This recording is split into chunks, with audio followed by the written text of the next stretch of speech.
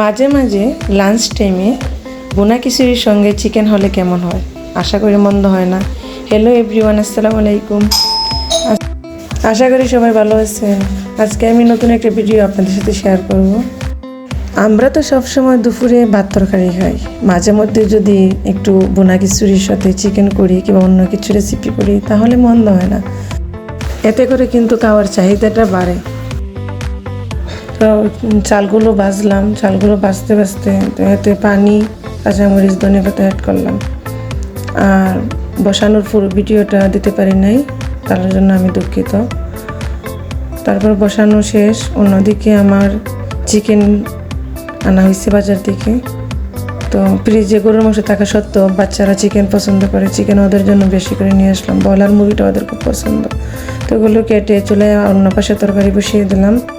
বাচ্চারা গরুর মাংসটা একটু কম পছন্দ করে, ওদের দাঁতে আটকে যায়, ওরা চিকেনটা বেশি পছন্দ করে। তো রান্না কমপ্লিট করার প্রায় শেষের দিকে, সাথে একটু শাক করে নিলাম।